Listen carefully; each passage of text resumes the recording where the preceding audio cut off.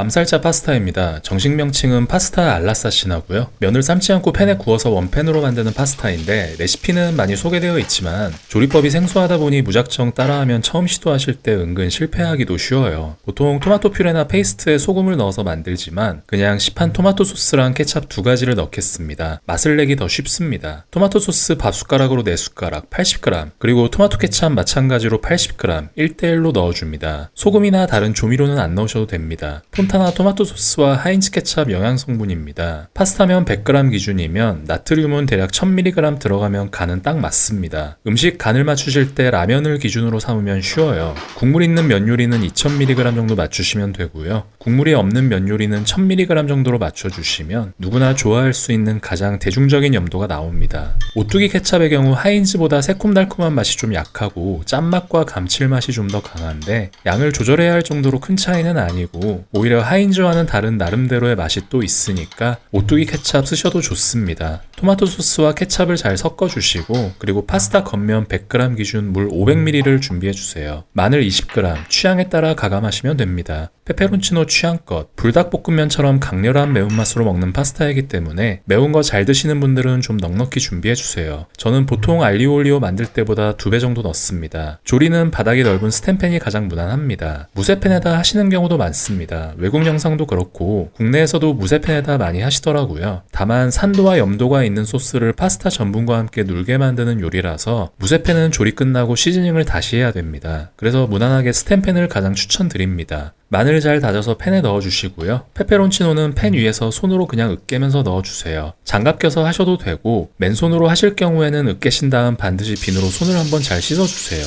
엑스트라 버진 올리브유 면 100g 기준 2테이블스푼, 기름이 조금 넉넉히 들어가야 합니다. 조리는 인덕션보다는 가스불 사용을 권해드려요. 팬을 기울이면서 마늘기름 뽑아내기에도 좋고 약한 화력으로 미세하게 불 조절하기에는 인덕션보다는 가스불이 좀 더 좋은 것 같습니다. 약불로 마늘과 페페론치노의 향을 기름에 충분히 뽑아주시고요. 아까 준비해뒀던 토마토 소스 절반 4숟가락을 먼저 넣어줍니다. 소스의 절반을 미리 넣으면 기름에 볶아지면서 고소함도 더해지고 소스가 가지고 있는 수분기가 면에 가볍게 입혀지면서 팬에 좀 더 잘 눌게 해줍니다. 전부 다 넣지는 마시고 나머지는 이따 나중에 넣으셔서 토마토 소스의 색감과 향을 살려주세요. 소스가 어느 정도 볶아지면 스파게티면 100g 넣습니다. 이때 면을 검게 눌게 만든다고 불을 세게 하시는 경우가 있는데요. 수분기가 부족한 상태이기 때문에 금방 탈 수 있습니다. 약불로 하셔도 노릇하게 구워지면서 팬에 잘 눌기 때문에 급하게 하지 마시고 약불로 천천히 해주세요. 집게만 쓰시기보다는 이렇게 넓적한 뒤집개를 써주시면 편합니다. 면의 가운데 부분이 토마토 소스를 먹으면서 조금 흐물거리면 뒤집개로 누르면서 가급적 면의 많은 부위가 팬에 닿도록 해주세요. 타다닥거리는 소리가 날 때 면을 뒤집어주면 가운데 누른 자국이 보일 거예요. 그리고 팬 바닥에 검게 탄 자국이 생기는데요.